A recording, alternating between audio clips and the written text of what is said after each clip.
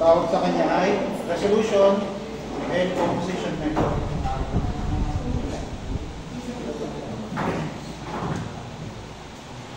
So, under resolution and composition method, sabi dito ay kung the velocity of one point of the body is known, yung velocity yun, ng known point na yun, ay pwede natin hatiin sa dalawang component, which is isang parallel component at isang perpendicular component. Hindi natin siya pwede tawagin x at y kasi yung pagiging parallel perpendicular ay depende dun sa line. Kaya ang term na lang natin is parallel at perpendicular. At yung paghahati na yun doon sa component ang tawag na natin nila ay composition. Composition method. Then after doon ay meron tayong component doon na equal, which is component along the line, set line na yun. So yung component along the set line, hindi yun yung sinasabi natin parallel. So ang ginagawa nga lang dito ay yun yung pinaghahati nga sa component yung given na value sa composition. Then after that ay may equal na value. Then pagsasamahin natin yung magkakaroon ng bagong perpendicular parallel sa pagpinagsaman naman ay resolution. Kaya siya ay resolution and composition method.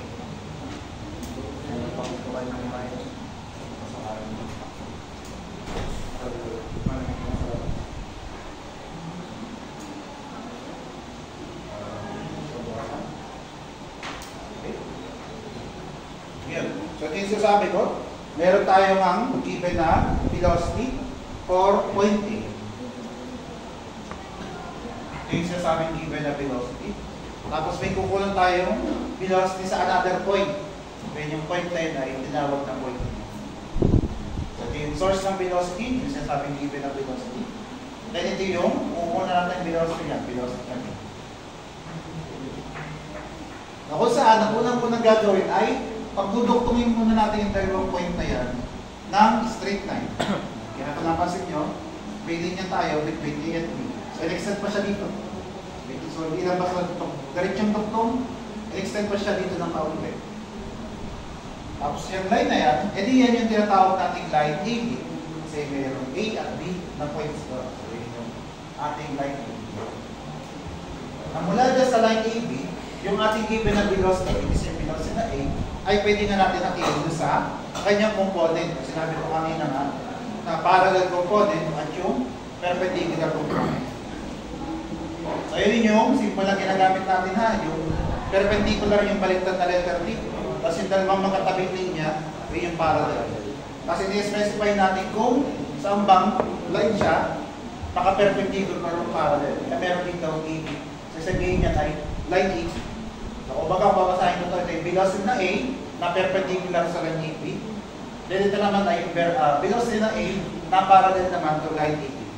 So yun sabihin ng mga simple na yun. Na kung saan kapag meron tayong points na collinear, which is ito, kasi nga dyan nga natin pinagduktong yung points natin, so collinear yung A at B, and located on same link. So yung sinasabing located on same link na ito yung giting-giting na yan sa labas na yan. So, sabihin niya na iisang body.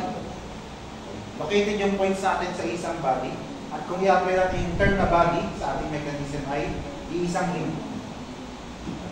Isang body o isang object for application sa mechanism ay iisang link. So, siya ay located sa iisang link. Yun ang kailangan lagi na. Collinear na points and located siya sa iisang link. Ang mangyayari nga daw ay same yung value na parallel component dun sa line na pinagtuktong natin ngayon. Kaya ang ginawa ay pagtutuktongin natin muna yung dalawang point, yan nga, magkakaroon tayo din ng point. So therefore, itong parallel method, or tawag nga natin dyan yung parallel component, ay the same para dun sa itinuktong natin point.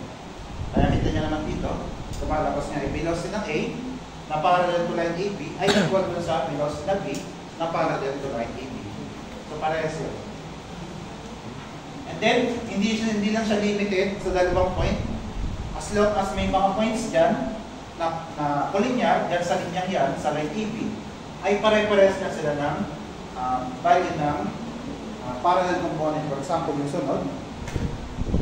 Ilakaw ko muna itong sunod. Ayan. So, meron na tayo ngayon dito, C sa gitna. So, nagkaroon tayo ng C sa gitna ng A at B kanina. So, therefore, ito pa rin yung ating AB. So, therefore, yung parallel component na galing dito sa A ay equal na doon sa B. So, equal din siya dito sa may C. Dahil nga, kulinyar yung A, C, and B. So, si A, C, and B naman dyan ay kulinyar. As long as kulinyar yung points natin, pare-pares lagi ang parallel component niya. So, hindi siya limited lang sa dalawa. So, at least siyempre ito. So, yan yung ating unang property kapag meron tayong kulinyar na points. Ay, lagay na, lagi naman siya kasi siyang located sa isang link. Okay? Or isang body. Then, sunod na property ng kulinyar na points. Okay? So, all points kulinyar and same link, so kapares ng kanina, have their arrowheads located in a straight line. So, ano naman yung sinasabing arrowhead na yun? Yun sunod tayo. So, yung arrowhead, hindi yung arrowhead ng ating velocity. Arrowhead ng velocity niya. So, kapag pag located sa isang line, yung AC and B, yung kanilang, yung dulo, yung arrowhead, kaya ang arrowhead, yung dulo ng velocity niya, which is yung arrowhead, represented by the arrowhead, ay located nga sa isang line. Yung arrowhead na yan. Kaya dapat yung dulo yun, yan, yun, ay dapat ay located sa isang line. So, yun yung property kapag meron tayong points na kulinyar. So, ulitin ko lang, yung velocity natin doon ay equal sa parallel component at yung dulo ng arrowhead ng ating velocity ay dapat ay located sa isang line, isang straight line. So, yun yung property ng ating collinear. Kasi meron pa tayong isa pang type, which is non-collinear, okay? Non-collinear points, pero kailangan ay located pa rin siya sa isang body or same thing.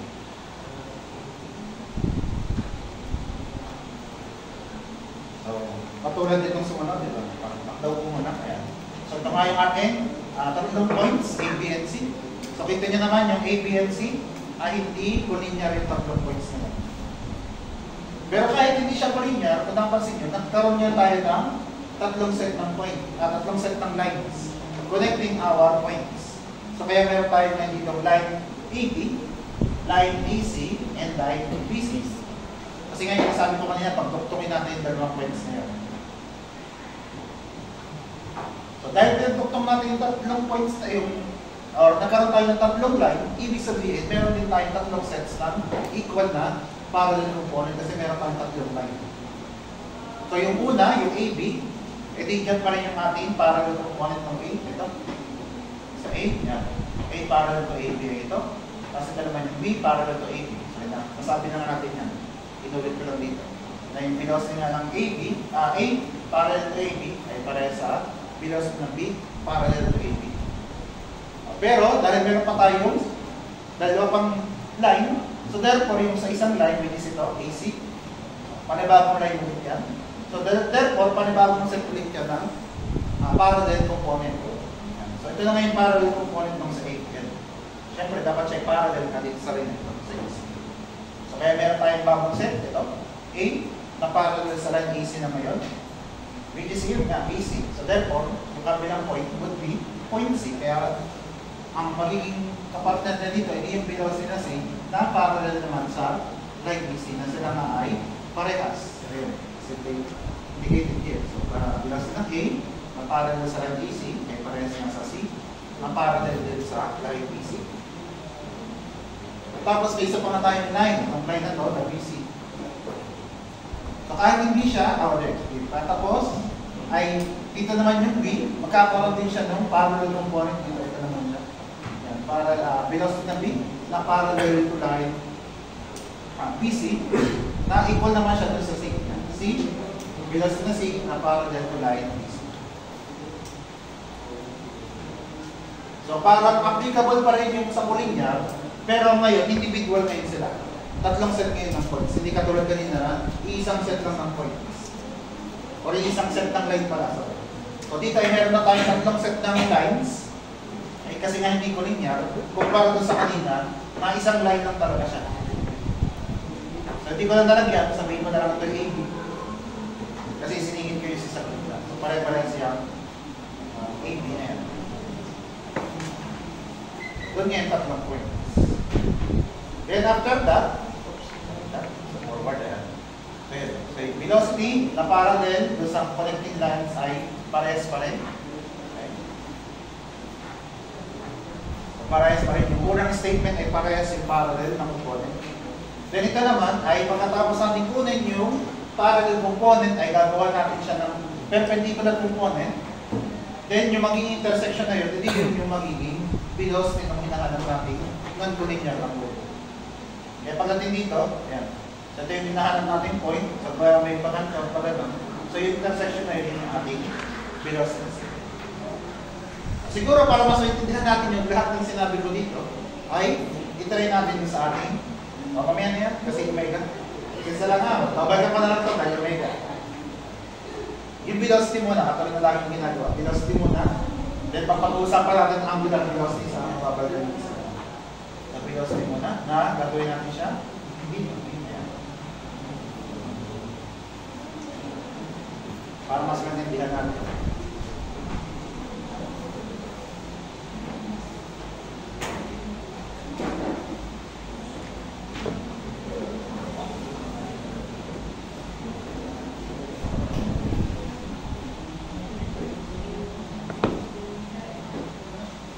So again, ang kulang ko dyan ay yung mga link number at joint vector.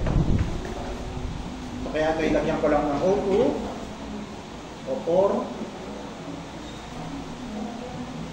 ito ay A, dito, ilalim na lang, A, ito isa B, ito B, ito ay C, ito link number 2, 3, 4, tapos ito ang 1. Hindi ko na kaya dito sa ilalim na, kaya pwede naman yan. Yan ang ating link number 1. Then yung given natin ay so yung dahilan kaya nga isang mechanism na yung ginagawa ko is para mapagkumpara-kumpara natin yung ating tatlo or apat na mechanism natin. Okay, so walang ang given.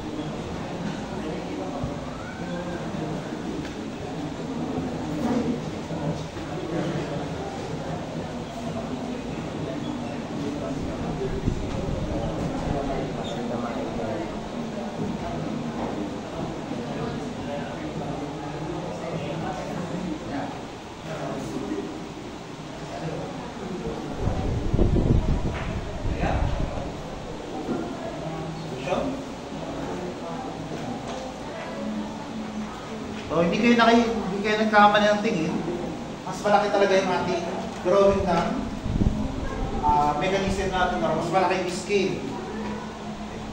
Kasi pagdating sa resolution at composition, doon tayo mismo sa mga line na to gumagawa ng mga velocity. Wala na tayo beyond doon sa ating mechanism. Diba? Doon sa mga yan, meron pa tayong intercept dito. Dito na mismo. Diyan sa mga line na tayo nagawa ng mga velocity. Kaya pwede talaga siya malaki. Mas malaki yung scale niya. Para doon sa ano.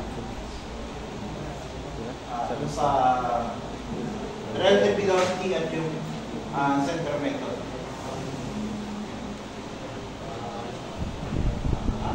Ayun pala, yung scale niya yan. So dahil mas malaki, edi iba na syempre yung scale niya. For example, yung auto A, sabi nga natin doon ay 4 meters, pero pagdating dito siya ay 8 cm na kaya, hindi na 4 cm. So sasabihin, hindi na siya 1:1. Kasi nga mas malaki. 1:2.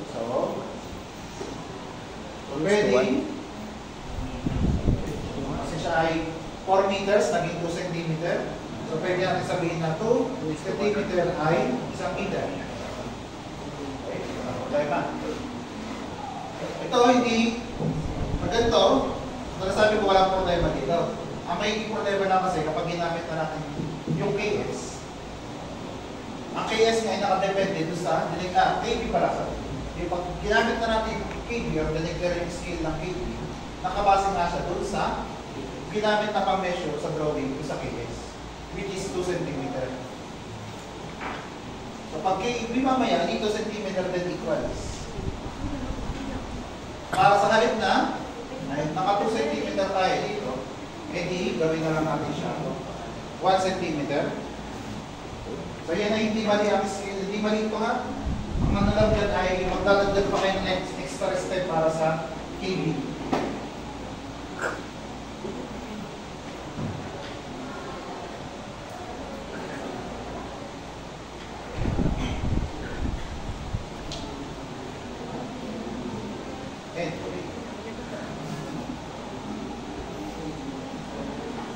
O, tayong masasabi na. Kung kayo hindi interesado makinig sa akin, kayo lumabas na nga. Okay.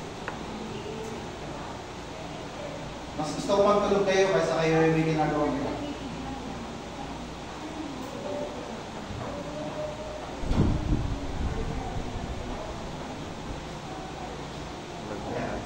Wow, tuloy ka na. Ha? Ayun. Tuloy na tayo. Ito lang sabi ko na. Hindi mali yung mahinang sulat na yun. Okay. Ano nga lang, para mas madali kasi yung ating TV, ito ay gawin na lang natin din 1 cm para mamaya.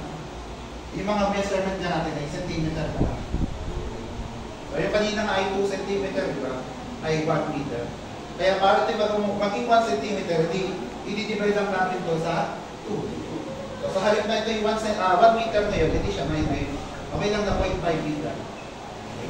Ang purpose nga lang ay yung para yung 1 cm mamaya sa KBI, hindi na natin po problemahin.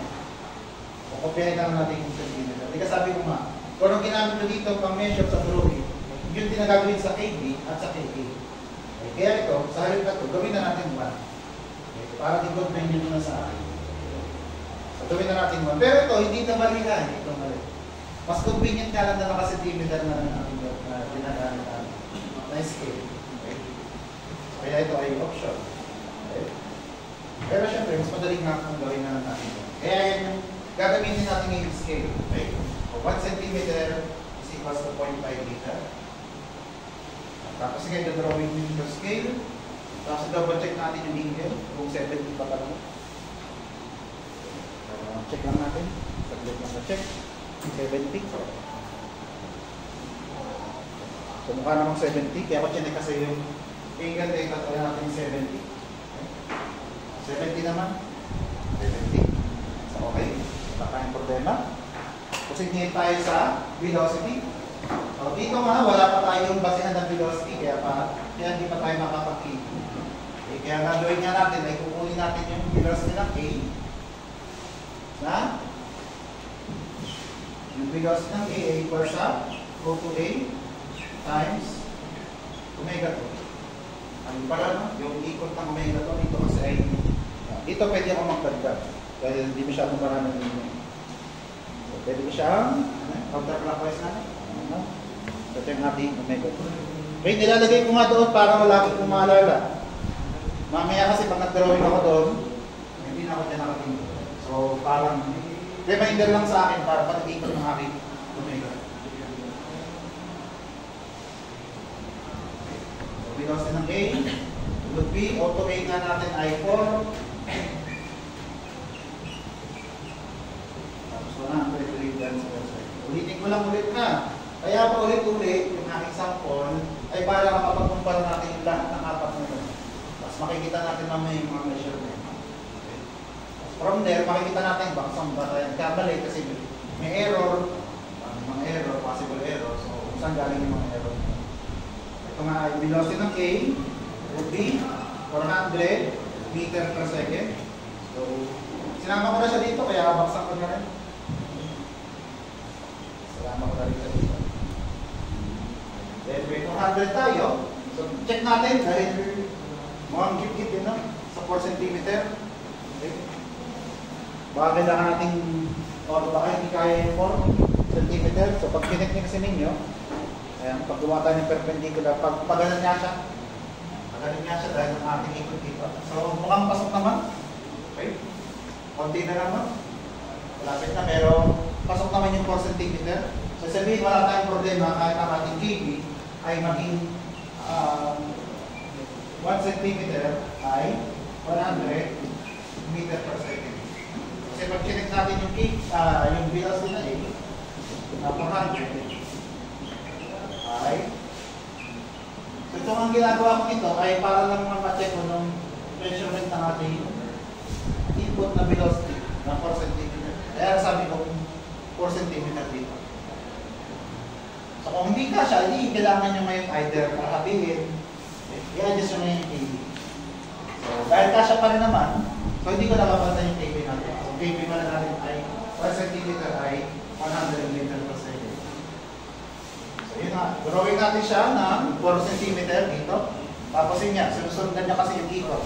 Okay? So kahit tayo nasa dulo na or nasa method na, yung property pa rin ng ating crank or rocker ay yun pa rin. Okay? Perpendicular siya sa link.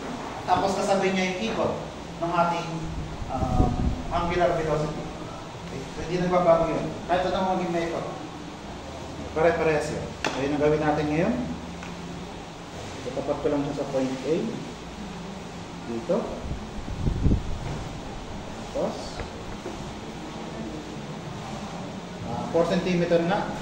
Ngayon, check nyo ha, yung length niya kasi minsan ako yung nagkakaroon na gano'n. Akala ko isaktong 4 cm. Ibitin pala.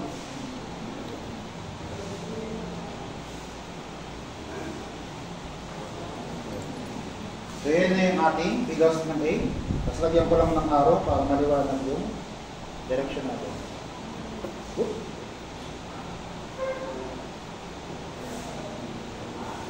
Ayan yung ating velocity. Wala pa problema? The next. Okay. Kahit tayo ay nasa last method pa rin, ang sunod pa rin natin kukunin ay yung velocity ng B. Ang dahilan nga kasi nun ay siya yung connected sa ground via link number 4. So yun sa pang hindi nagbabago kahit anong maging method natin. So yung B yung sunod natin kukunin. Kasi nga yung B, ganyan, hindi pwede yung C or yung B, wala silang link na connected sa ground. Yung B, paliwanag na ito, siya ay crank or rocker. So therefore, applicable nga yung property ng crank or rocker na una, perpendicular siya dun sa link natin. Okay. So kaya gagawa tayo ngayon dun ng perpendicular na line sa point B.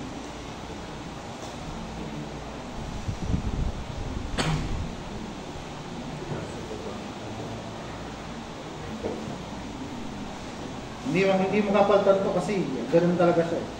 At hinabahan ko ng linya kasi nga from this point hindi nga natin alam kung anong ikot ng ating link number 4. Kaya yung velocity na hindi natin alam kung papunta bang arrow or papunta dito. Ang tawag ko nga dito, di ba, general direction ng velocity. Ayan. In general direction. Yun nga lang, yung exact direction niya ay hindi pa natin sure. Napansin nyo, yung part na yan, yung dalawang yan, kahit anong method, dyan pa rin yan. Pero yung pag lilipat ngayon doon sa point B yan, doon nag-iiba yan. Doon yan nag-iiba siya. So, ginagawa nga, una, kailangan ay, di ba dalawa nga yun? So, una ay lagi, kailangan ay yung dalawang point ay located sa isang link. Inuna ko na yun kasi yung A at yung B ay located naman talaga sa link number 3. So, na-fulfill yung isang condition. Padalwa, ay dapat ay kulinyar. Kaya hindi kulinyar. Madali lang kulinyar kasi nga pagdudugtongin natin yung dalawang point na yun. Since dalawang point naman siya, madali lang pagdugtongin. O, dito na siya. Yung line na yan, ang gusto natin pagdugtongin yung A at yung B, eh ditong same na line na rin. So therefore, ito na yung tatawagin natin, line AB, kasi pinapagtugtong na natin yung A at yung B yun. So yan na yung ating line AB. O, tapos, ayun na nga, ito na yung ating line AB.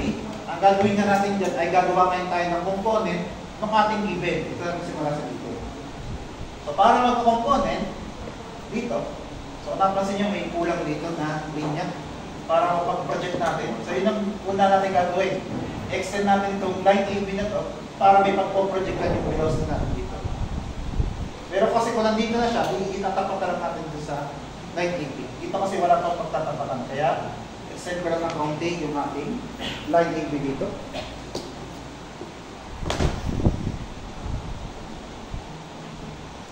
Extend ko lang ng kaunti yung line AB. So kaya ko in-extend is para may pagpo-projectan yung velocity natin. Kasi kanina walang line na pagpo-projectan. Dito, kung nakaganto siya, madali lang i-projectan, may line na dito. Okay. Pero nandun siya, in-extend ko lang ng kaunti. Then mula dyan sa line na yan, ay magpo-project na tayo ng perpendicular na line para magkaroon tayo ng ating component. Paano gagawin yun? Hindi, tapat nyo lang sa dulo ng ating velocity yun, yung ating perpendicular na line sa AB. Yan. Tinapak tayo ng perpendicular na line. Tinapak natin dun sa dulo na yun. Sa dulo na yun.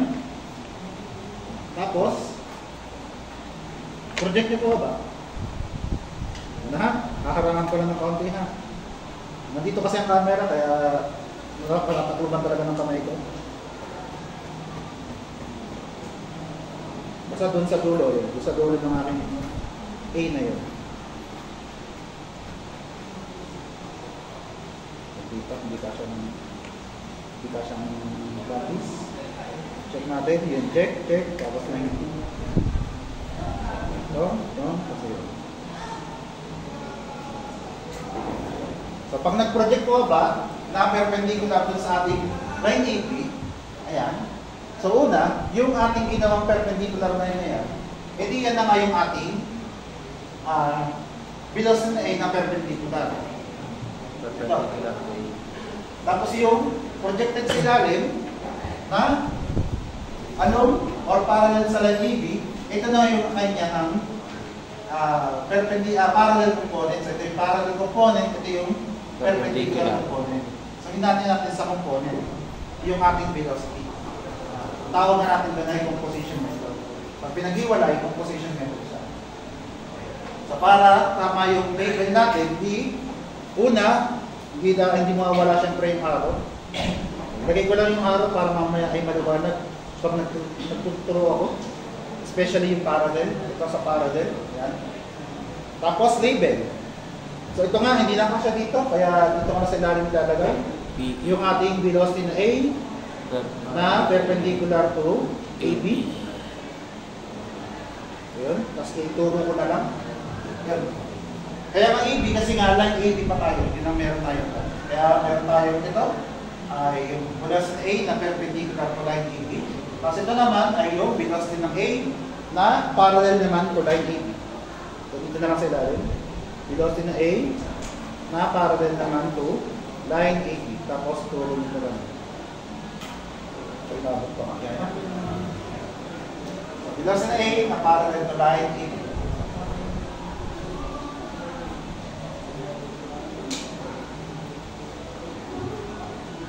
Perpendicular, ito yung parallel. Na kung saan, kapag na meron tayong kulinyar, which is dahil dalawang point lang yan, automatic linear yan, yung ating ang velocity na A, susulat ito na, kasama ito sa solution. So yung unang declaration natin is, yung ating velocity ng A, na parallel to line AB, ay parehas na sa velocity na B, na parallel to line AB. Kasi yung kabilang point niya ay B. So therefore, velocity na. O yun ang gagawin natin ngayon. So dahil siya equal, okay? So equal siya in terms ng length. So itong mismong length na to, ililipat natin dun sa point B. At yung direction, kaya nga sabi ko mahalaga yung direction ng parallel na yun. So dahil siya nakaturong papunta dito, doon, pag inilipat din natin dito sa point B, nakaturo din papunta doon. Yung turo doon ng A, bukod sa length niya, yung turo ay doon din. Punta rin doon. So yun ang gagawin ko. Yung turong yun, inilipat ko nga dito. So, para mailipat, pwede namang sukatin, pero ang ginagawa ko nga lagi pag naglilipat ng line ay gumagamit ng compass para sakto.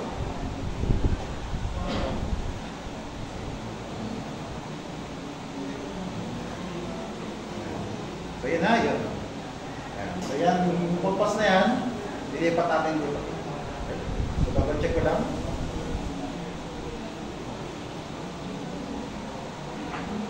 Yan, tapos lipat ko doon sa point B.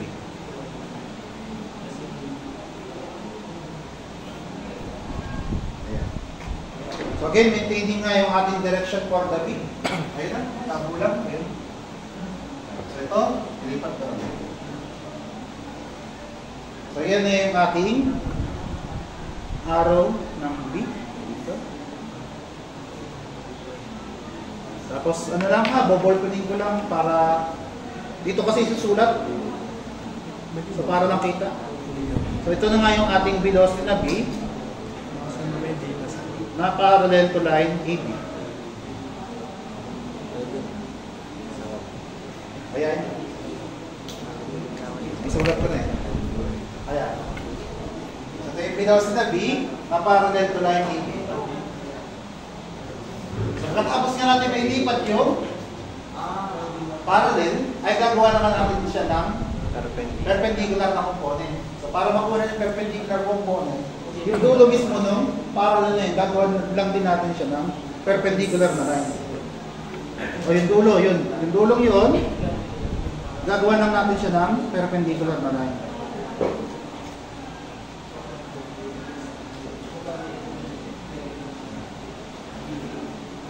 Okay? So, bakit sa pababa ang linya ang ginawa ko? Kasi nga, yun nga yung general direction ng ating velocity. Sabi mo pababa o pataas. Ang gagawin lang natin, ay i-intersect lang natin dun sa kanyang general direction. So, dahil dito siya nag-intersect, ibig sabihin na, papunta dito mo yung ating velocity ng B. Ayan. So, pag tinignan nyo ito, diba? Right triangle. Kasi nga ito yung component ng ating velocity ng B. So ito naman ang tinatawag nating resolution kasi pinagsama natin yung kanyang component. Kaya ito yung resolution. Ito yung composition at pinag-iwalay natin kasi ito yung resolution. At pinagsama natin ulit yung parallel at perpendicular component para makuha natin yung kanyang velocity. O, di yun. Sukatin na lang yan. So, sabihin, ito ngayon yung ating pagganito.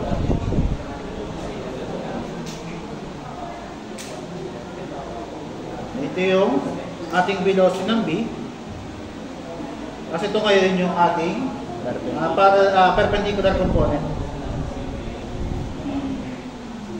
So ito yung velocity ng B na perpendicular to AB. O yun, dahil nakuha na natin yung B, di sumatin na natin. Abot ba? Taas, baba ko na lang. Para masukat natin.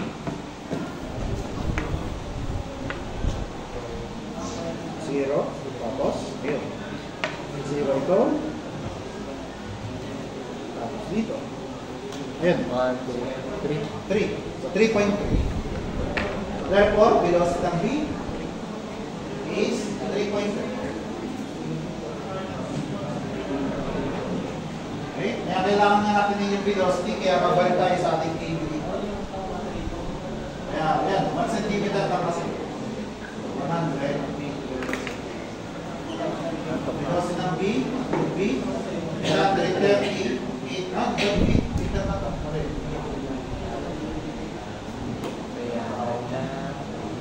Over Peter. Sino? Bakit? So yun yung ating velocity. Okay pa. Okay pa.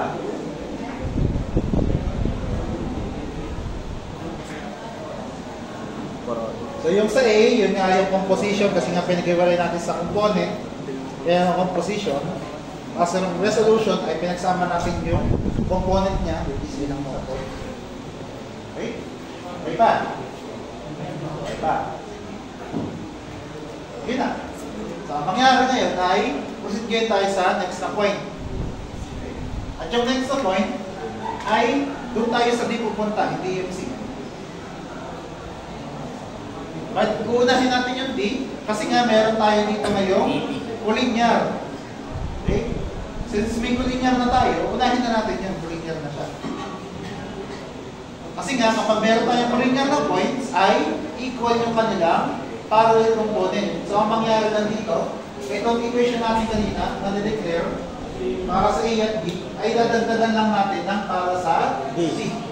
Na velocity nga ng D ay hindi nga, equal nga siya sa mga yung velocity na D na parallel sa line AB. O AB pa rin siya kahit ABB. ABB. Okay? Kasi kung isang linya naman siya eh. Tawag lang naman tong AB. At yung AB na yun, hindi siyempre, yun na rin yung AB. O kung gusto natin, pwede rin siya yung BD. Kasi nga, isang linya naman siya. So nagkataon lang na inuna natin AB, kaya hindi na natin pinalitan. Okay? AB na rin siya. Ayun. At total, yung measurement ko pa rin naman ito ay hindi pa nagagalaw. Ayan. Ito pa rin siya. So yun pa rin yan. Ito. O dito, yun yung ililipat ko dito sa D. Yun. Again, maintaining yung direction pati yung length. So yung turo ng ating A kanina, napagano, ay siya yung turo dito sa B. Ay di ganun din yung turo natin sa B. Papunta rin siya. So basta ko linear, yan lagi ang pare-parehas. Same direction, same value. So yan nga yung ating velocity na D.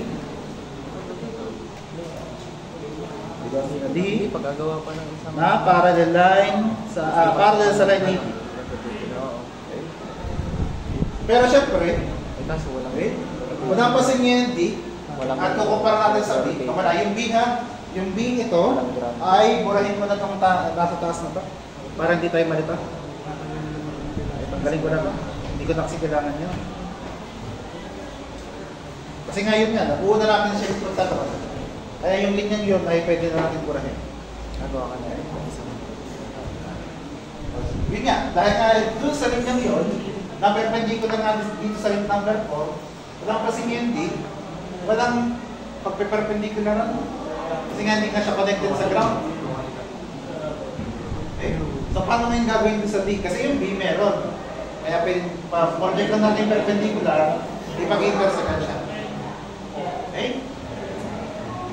So dito ngayon papasok yung padalawang property ng collinear na points. Yung dulo nga ng arrowhead ay located sa isang line. So ang gagawin lang natin ay pagdugtungin yung arrowhead na yun at yun. Tapos pahabain. So kagaya kanina, sa picture. So, Sa picture pa rin. ito. Then, ito. Double check, triple check. Okay na. Ulang. Tapos, isang straight line. Ibig sabihin din yan, dahil nga sa isang straight line, so somewhere dyan, yung ating arrowhead ng velocity. Dapat nandyan din yung arrowhead ng velocity. Kasi ngayon, AB and D is collinear. In-apply na nga natin equal lang parallel na component. So yung dulo, arrowhead, ay dapat ay nandito sa line na to. So therefore, ang kulangan nito ay yung perpendicular component na kapag ginawa natin ng perpendicular component ito,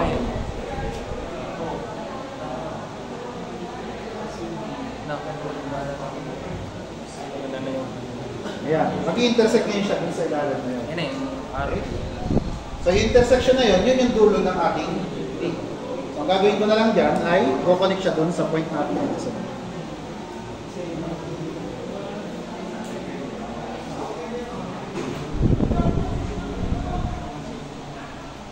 Ayan. Tapos lagyan natin ng arrowhead. Pag ganon, yan yung ating velocity ng D. Then this would be our perpendicular component. Velocity ng D na perpendicular to line D. O di yun na yung ating velocity ng D. Tapos, sukatin. Siyempre. Pag nakuha, sukatin.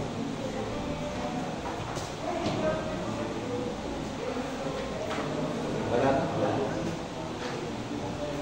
In. Zoom. Zoom. Zoom. Tapos, sukat. Or, ano? Zero yun? Right? 4.4. 4.4. Right? So, 4.4. So, therefore, velocity ng D, naman ngayon ay 4.4. Velocity ng D ay 4.4 cm. Sabi na natin 1 cm. 100 meter per second.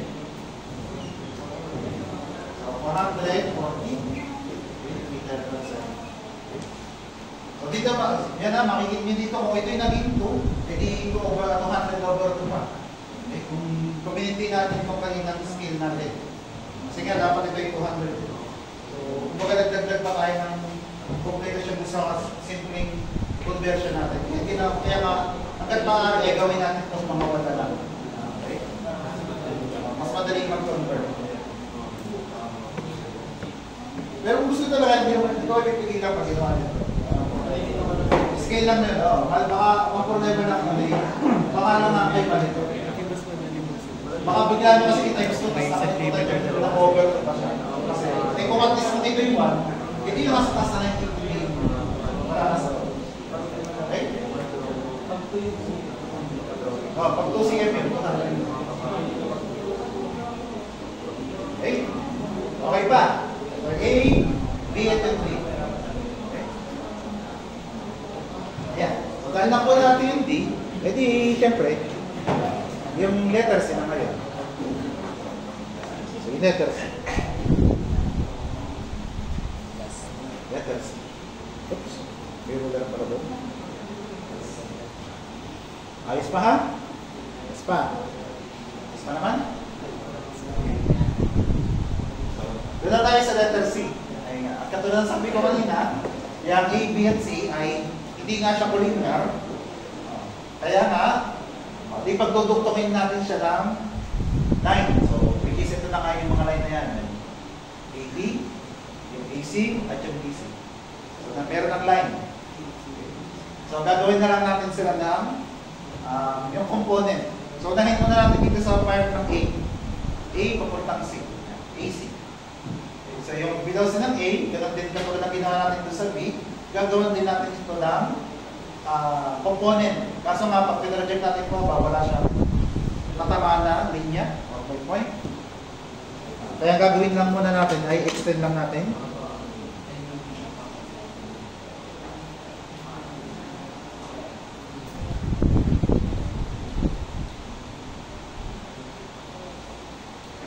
Extend ko lang ng kaunti. Kasi ito, project ko lang naman ito pa ba? Bitin na ata. Hindi, sakto. Sakto. Okay. So kasi nga, ito project natin ito pa ba? At kung napansin nyo, wala tayong extra line na malayo dun sa ating mechanism.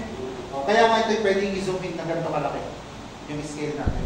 Kasi doon nga sa mga actual points ng gagawa ng mga velocity. Kaya pwede siyang ganyan talaga kalaki. Hindi naman masama yung dating yung dating scale. Yun nga lang kasi nga maliit-maliit siya, disiksikan. Disiksikan pati yung mga measurement natin. Pero hindi, scale lang kasi yun. Mas mahalaga lang naman naka-scale lahat. Wala tayong po problemahin sa ano. Mamaya, sige tayo. Pwede kong para natin mamaya.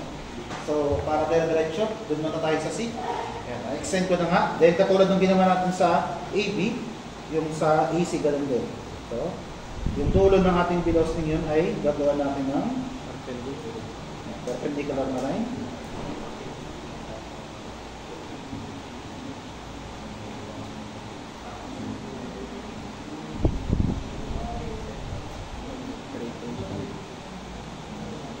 Ayan. Dito ngayon, ayan, kaya kung napansin nyo, yun ang dahilan kaya medyo itinabi ko itong mga para mag-invite sa akin mga projected na yun. Okay? Tapos yung sulat niya, eh syempre wala na dito, kaya siguro dito ka na lang ilalagay yung sulat natin. Pwede naman kasi siya katulad ng ginawa mong yun, ituro na lang natin. So, itong malapit na to, nagyan ko lang ulit ng arrow. Yan nga yung ating velocity na A, na parallel nga ngayon to line AC. Ito. Tapos yung mahalayo nito, lagyan ko ng arrow dito ulit. Yan naman yung ating velocity na A na perpendicular to line AC. Itong, itaas ko na lang yan. Okay lang yan. Basta may arrow. Ay, malayo talaga. Yan, kasi katulad nga nito, wala nang space yan. Okay. Ang dahilan kasi ay mapuputol na siya dito. Yung dahil ng ground. Kaya, kasya naman. Pwede na yan. Turo-turo na lang yung velocity. Pwede na yan. Tapos ngayon, declare natin yung equal na value. So therefore, yun yung parallel niya. So siya ay velocity ng A na parallel to line BC ay kaya sa velocity ng C na parallel to line BC.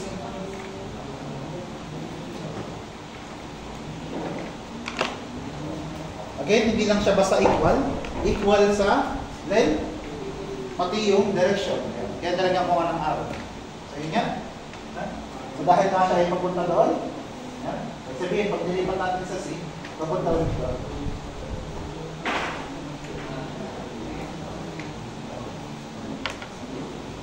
Ito nga lang ginagamit ko dahil finer yung kanyang motion.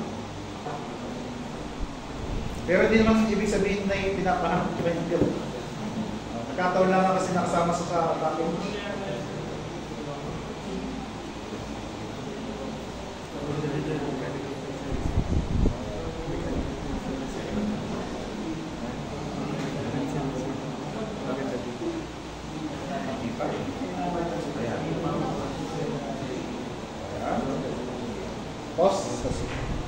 Ayun na? Ako na pala. O kasi nga mas effective ang compass pag nakatayuhan. Kaya hindi ko talaga mapakita sa inyo kung ano ginagawa ko. Kaya nakaiga ko na lang ginagawa ngayon. Mas effective ang compass pag nakatayo. Kaya hindi ganyan kung ginagawa para tama yung aking mga measurements. So yan. Tapos lagyan natin ng arrow. Ulitin ko lang katulad din ito. Kaya ito yung nilagay ko sa ink dahil pag ballpen, hindi mabasa. Kaya nilalagay ko lang sa ink. Okay? Dahil ng mga linya-linya yun. So ito nga yung ating velocity ng C na parallel to line AC. Tapos nga, di ba nasunod nga naman yung perpendicular, pero wala pang pag-intersection. Okay? Hindi rin tayo pwede makagawa ng line nito kasi wala rin pagduduktungan ng isa pang line. Ang gagawin, lipat tayo ng another point. Sabihin tayo. So, gano'n naman, pag hindi ko linya. Dito naman tayo sa B, manggagaling yung parallel. At yun nga, connected na siya sa C. Connected na, diba? So, ito na yung line na kailangan natin, line BC. Okay? At katulad ng ginawa natin sa A, yung B, ipoproject din natin dun sa line BC. Meron na kasing line puprojectan. Ang kanina kasi, yung sa point sa A, kita nyo naman pag nag-project walang line. Kaya na-extend natin yung mga line dito. Pero yung B kasi yan, pinaroject mo ba, ayun, may tatamaan na siya gano'n. So kaya hindi na natin kailangan mag-extend dito. Project na lang natin siya na perpendicular dun sa line BC na ulit. So yung line BC, tapos tatapat doon. Tapos tama natin doon. So, pinuha naman natin yung component niya. So, ito nga yung katabi lang. Pero dito ka na ilalagay sa taas. Ito nga yung velocity ng B na perpendicular to line BC. Ito. At ito ngayon yung velocity na V na parallel to line BC. Ayan. Kasi ito. Katulad din doon, i-declare lang natin kung anong ginamit natin equal, which is velocity niya na V na parallel to line BC ay equal sa velocity ng C na parallel to line BC. Okay nga. So yung equal na yun, hindi lang basta yung value, pati nga yung direction. Kaya medyo malabo, pero nilagyan ko nga ng arrow na nakaturo doon. So yung turo doon, pag dilipat to C, mamimaintain yung direction na yun. So doon pa rin ang turo. Gagawin natin ay, edi sukatin ngayon natin ito.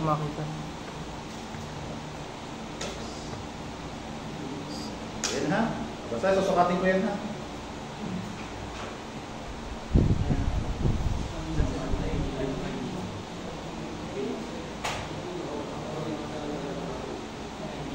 Basta yan ha. Basta kompas lagi kasi nakatayo ang kompas eh. So yan ang yan, sa parallel sa BC. Naililipat ngayon natin sa COP.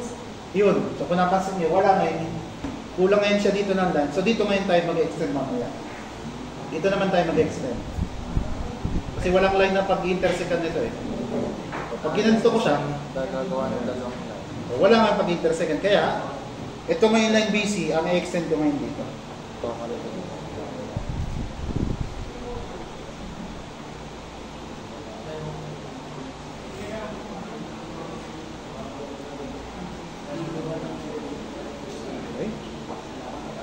Ito ko na ng konti, ayun. So yung intersection na yun, edi yan na yung ating velocity na C na parallel nga to line BC. Ayan. Ito yung C na parallel to BC. At ito nga yung C na parallel to AC. Tapos sa sunod, ay gagawan ngayon natin daw siya ng perpendicular na line.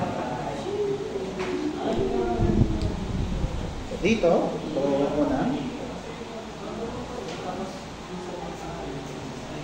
Relax lang, ano tayo? Mahina ka laban. Gumagawa pa lang ang perpendicular. Dalawa yan, dalawa.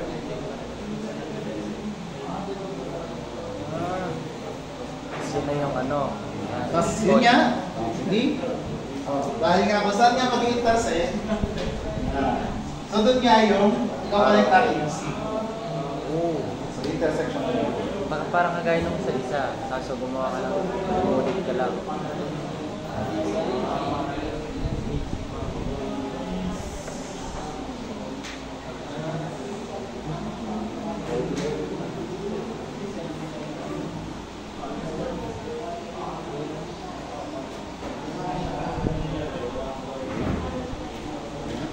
So tandaan nyo, measure 3 times, cut once.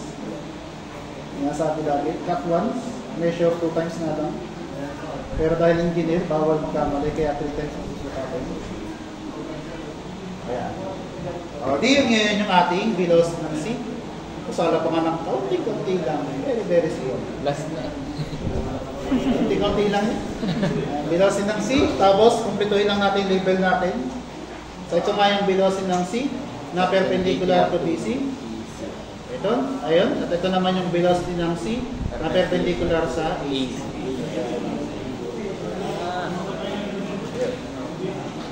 So yun yung sinabi kanina na yung intersection ng perpendicular line, yun yung magiging velocity. Para mas ma-appreciate natin, tayo kumuha na ang ginawa natin dati. Nasaan na yun? Para mas makita natin. Mas kita kasi sa asa na instantaneous? Kumuha ng instantaneous. Ayan. Ito yung instantaneous, magkaiba sila ng scale. Ayan. Pero kung titingnan nyo yung velocity ng A, ayan. Sa velocity muna ng A, ipantay ko lang ito sa ilalim. Ayan. Pag pinantay ko po sa ilalim, pakita nyo yung velocity ng A sa inyo direction. Tapos, yung sa B, yung sa C, tatapat ko lang ulit doon, taklo. So, pag tinapat nyo yan, kahit magkaibang scale, so kita nyo yung B, pag ganun pa rin, magkaiba ng scale at yung D. Pwede ito. Ang last ay yung C. Magkaiba lang ang scale, pero kung napansin nyo, di nakalagay siya. Essential direction. Anong method po sir sa exam? Pag walang sinabi, kahit ano. May sinabi. Kahit pag may sinabi, di yun ang gagawin. Ganun lang.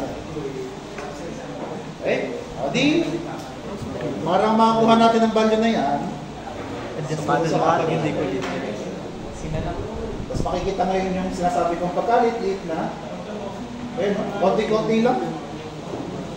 Konti-konti lang yun. Konti-konti lang ha. Very, very slight. Kita-kita pag sinumin. Ayun, konti lang, di ba? Dahil dapat siya ito eh. Dapat dito. Very, very slight. Oh, pero hindi naman siya malaking ano eh.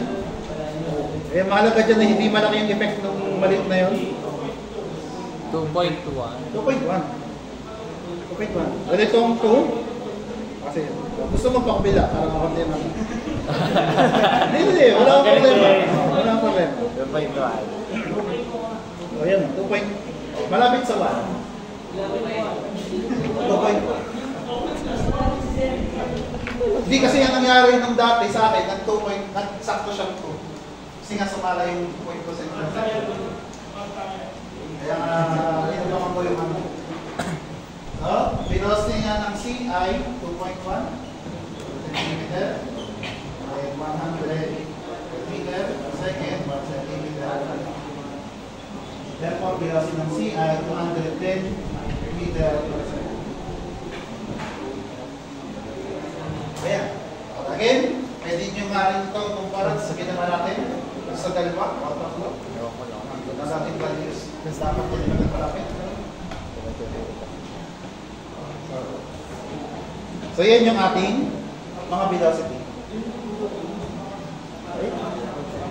Sige. Question mo na, question? Okay pa naman.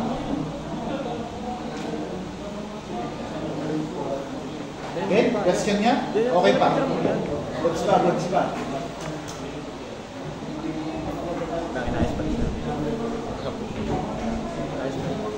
Hindi, mamaya. Mamaya, di pa tapos. Mamaya ang picture na, mamaya. Di ba ito tapos? Hindi pa tapos, mamaya. Relax lang, relax. May oras pa, 4:30 pa lang. Ay, ano? Sige, tanong nga. Okay na. Sabay yun.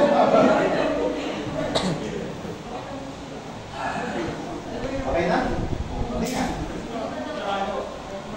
Yan ha. Kaya kung napansin nyo, wala tayong mga excessive na line na ginawa. Okay? Kaya nga pwede nga siyang malaki. Okay? Kasi doon mas yan, doon siya, doon na mga ipa natin. Okay? Kaya sinasabi hindi pa tatapos, kasi nga, ang velocity ay lagi dyan nakabar na ang mirror velocity. Sa 3 at sa 4. At kaya ko sinama yung 4, at dahil yung ulit-ulit na sinasabi ko, dahil nga yung link 4 ay connected sa ground, yan ay hindi nag-iiba na equation. Yung omega 4 is still velocity ng B over O4 V. Ang dahilan lang nga ay dahil nga siya connected sa ground. Sa connected sa ground, kahit anong method, pare-parehas yan. Yung velocity dito, divide yung distance na ito. Hindi yun nagpapagawa yan. At ikumpara ninyo, laging yan yung equation natin ng ating equation. Okay? So, velocity ng B ay 330. Tapos, O4V. O4V ay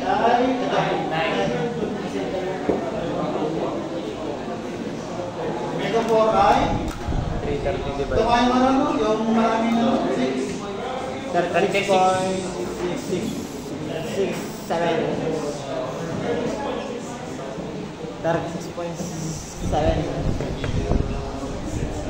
Yeah. And then for the direction, again, same as before, pag ganitong direction.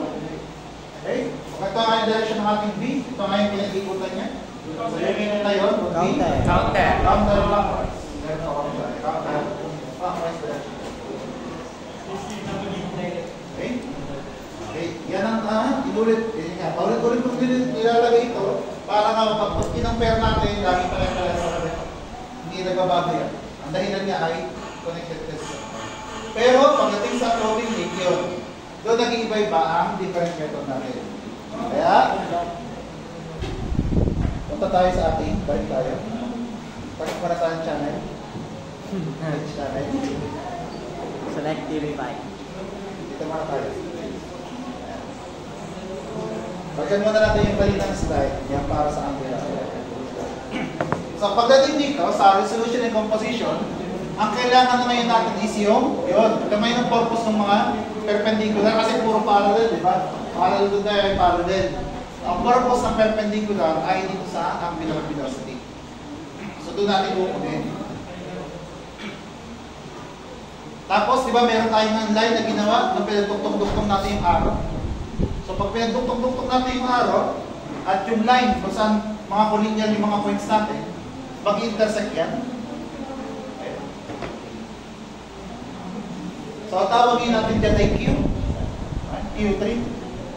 Hindi ko pwede tawagin to kasi hindi naman talaga dyan umiikot ang ating link na ito. Itong link 3 na to ay hindi doon umiikot. Alam natin kasi nga katulad dun sa atin, alam natin nasa taas. For example yung sa link number 3. Pero, dyan natin siya, ititreat na umiikot dyan sa intersection na yan. Okay? Kaya ang tawag ko dito ay pseudo na pivot point. Kaya nga siya yung mukha lang siya kaya ginawa ng game. Kaya siya ay pseudo na dahil narinig ko ng game. Kaya ako ginawang game. CO3. Diyan natin paikutin, pero alam natin na hindi dyan talaga siya umiikot. Okay? Kaya nga pseudo na pivot point.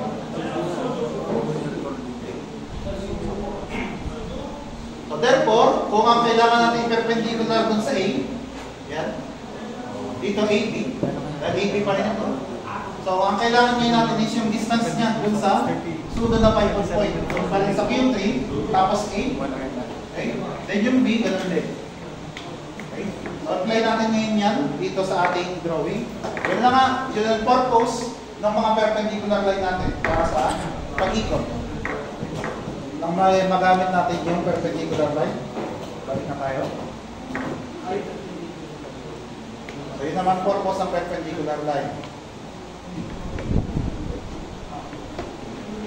Okay, so huwag malilito kasi iba yung medyo iba yung nandun sa drawing. Kasi yung nasa drawing, yung line na ginawa kanina ay nandito. Nandito yung line. Ibig sabihin, ililipat pa natin itong perpendicular doon. So rough lang rough na drawing para mabilis lang. So itong perpendicular na to ililipat natin dito.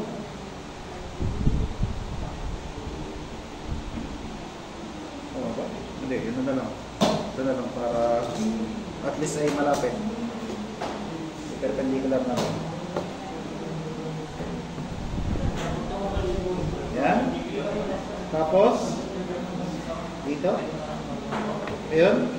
Doon natin diduduktong yung line. Tapos dito rin, ganun din. Pali para. Ito. Rough lang ha, rough. Hindi ko lang papakasukatin.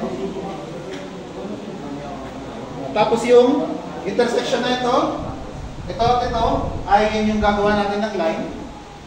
Tapos doon natin kukunan ng intersection. Okay? Yun yung ginawa doon sa kanina. Okay?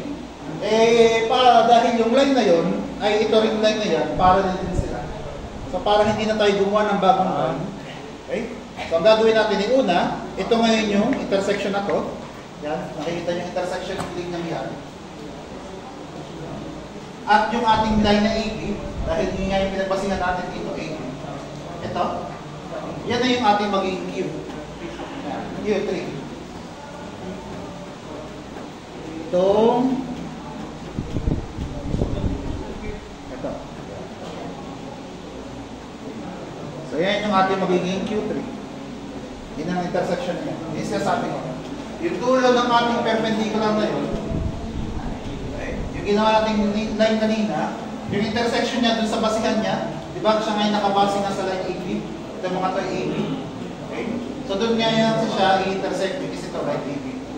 So yung position na yun, or point na yun, yun na yung Q3. Yan natin ngayon susukatin. Ang problema lang, kapag nag-trace natin pabalik, edi dito sa arrowhead. Pag tinignan niyo yung line na to, dapat perpendicular, walang letter dito.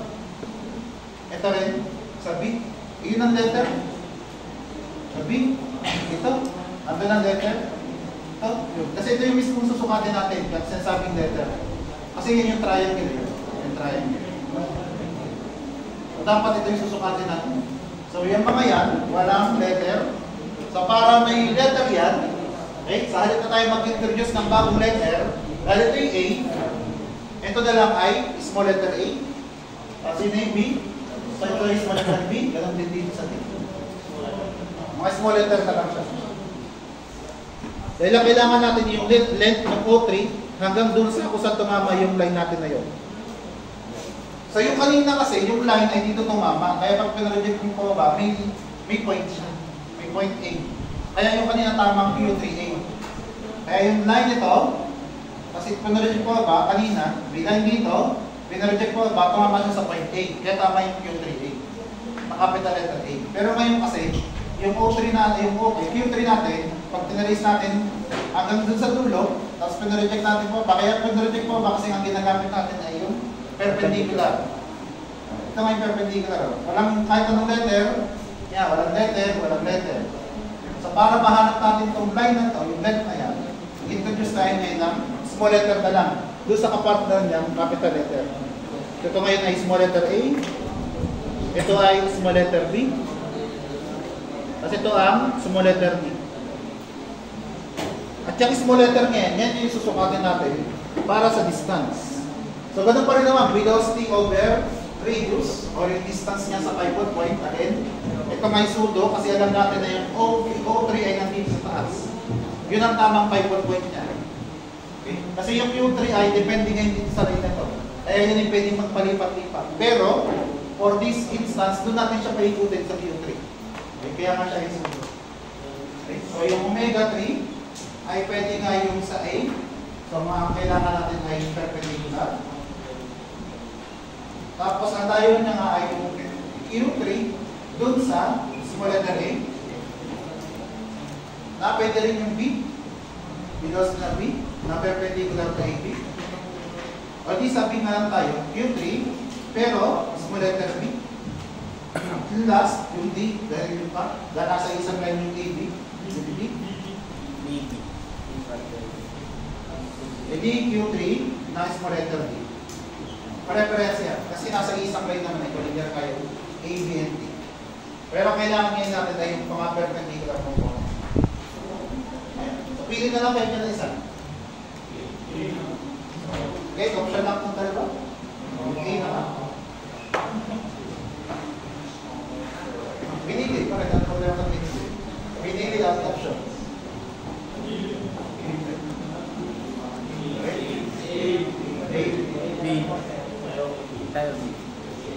So, dito, ang gagawin ngayon ay, kung napansin nyo, walang kahit anong value tungkol sa mga yan, kaya susukatin natin ito parehas. So, unahin natin muna yung Q3A. Yun na, susukatin mismo yung Q3 na itong intersection na to hanggang nando sa small letter A na yun. Susukatin ngayon. Q3 hanggang sa maliit na A. Pasok ba? Yes. Sige. Small letter A here, hindi capital letter A. Small letter A. Tama na, antay.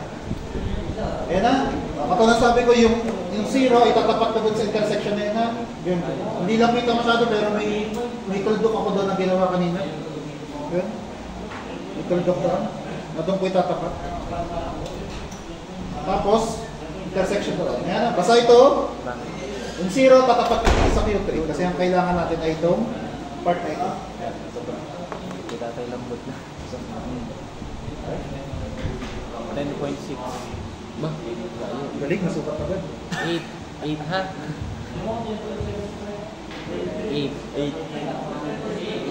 Ayan ha. Basta yun nandito, kasi Ray nandun na. So ito, tapat. Siya ay 10 na dito. 10.8. 8. 10.8.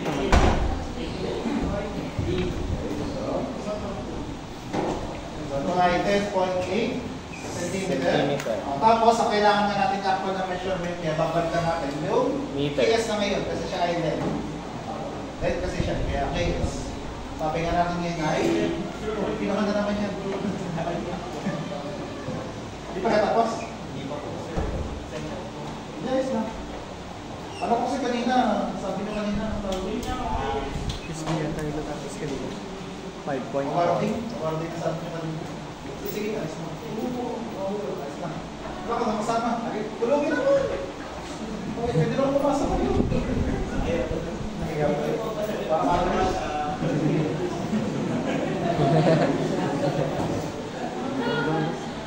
Nahiya pa daw, parang alis.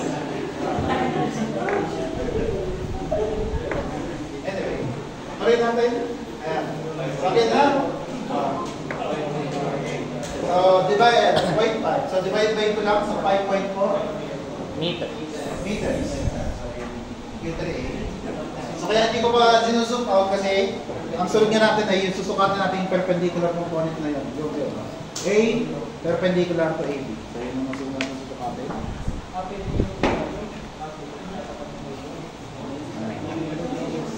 So, yun. Ayun. 2.6. Velocity ng A na perpendicular to AB ay 2.6 centimeter. Then, kailangan na natin ay actual na value dahil siya velocity. So, dito tayo sa A.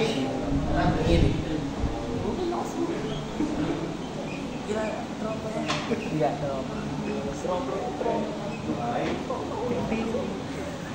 260 meter. Ayan. Basta langit ngayon natin sa taas. Meter 3 ay 260 divided by 48.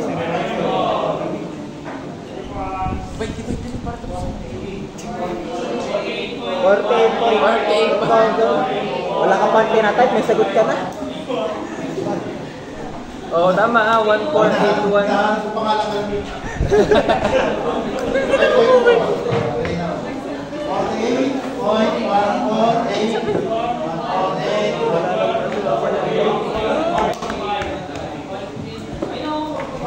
8.14. Ano na to? 8.1. Parang nagising. Ha? Nagising ako. Ay, 45 pa lang eh. Excited. Hindi, may klase pa kayo ng 4, 5 to 7 eh. Hindi pa kayo uuwi, antayin lang. Wala na po. Uuwi na po. Di 5 to 7, 5, may talagang pa naman. Ilang takbig na. Ano kaya ano nang sunod niyo mga klase? Yung transfer. Transfer po. Lobat na po. Lobat na. Tapos, yung sa ikot, hindi ganun nga, ano lang sabi ko, doon na nga natin paikutin sa Q3. Paikutin sa Q3. Ito nga yung turo ng ating perpendicular. Clockwise. Q3. Magandun siya. Ganon. So, therefore siya ay Clockwise. Therefore, clockwise. Kaya nga siya ay pseudo. Kasi doon pa rin natin siya paikutin. Pero alam nga natin, na hindi talaga dyan umiikot. Diba? Sabi ko nga dito siya umiikot sa taas. Yun kaya nga O yun. Ito ay Q. Yan ay credentials yan. Pero doon pa rin natin sa Q, paikutin. Doon natin sa Q, paikutin. Pati yan. So, kompleto na. Alam Pero ko, tayo itong linya. Pwede lang picture. Yun. Picture mo.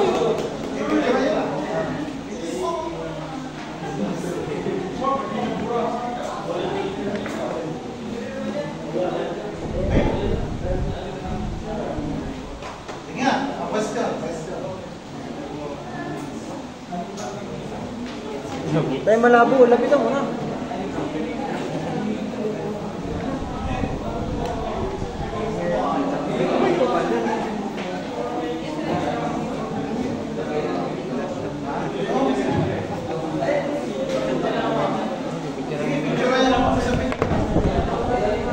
Pag-entrare.